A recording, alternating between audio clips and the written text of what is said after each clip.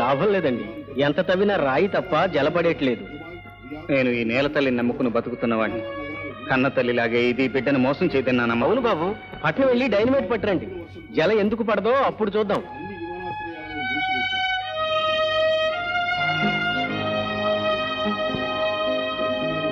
ఏమండి, పద్మ, తీసుకోండి. మీకు ఈ భూమి మీద నమ్మకం ఉంటే నాకు మీ మీద నమ్మకం ఉంది. వద్దు పద్మ, అది స్త్రీధనం. నీ పుట్టింటి నుంచి నువ్వు తీసుకొచ్చింది. స్త్రీకి ధనం వర్తే. అనురాగంతో కూడిన మీ మనసే నాకు పుట్టిల్లు. ఇక సొంతం అనేది ఎక్కడుందండి? ఈ చేతి గాజులు తీసి భారీగా మీకు చేయుతనిస్తున్నాను, అంతే. తీసుకోండి.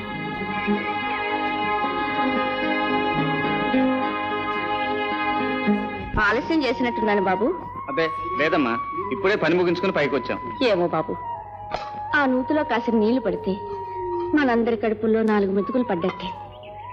బాబు రవి, మన తులసికి సూడిదలు తీసుకెళ్ళాలి బాబు. అదేమిటయ్య, ఈ విషయం ఇంత మెలిగా నా చెప్పటం? నేను అమ్మమ్మను కాబోతున్నానని తీపి తినిపించి సంతోషంగా చెప్పాలి గాని. అదేమిటమ్మా, ఎందుకా కన్నీళ్ళు? అవునాయనా, అమ్మమ్మనవుతున్నానని ఆనందపడినా, మోసే ఎద్దు మీదే మోత బరువు పెడుతున్నానని బాధపడినా.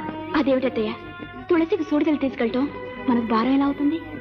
అవునమ్మా, ఆస్తి పంపకాల్లో జరిగిన అన్యాయాన్ని మౌనంగా కన్నీటి చాటును దాచానే గాని మీకు న్యాయం చేశానా?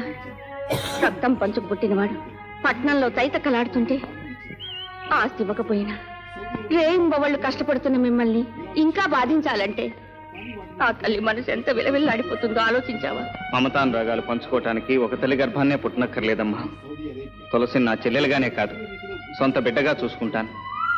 రేపే పట్నం వెళ్ళి చీర సారే తీసుకొస్తాను.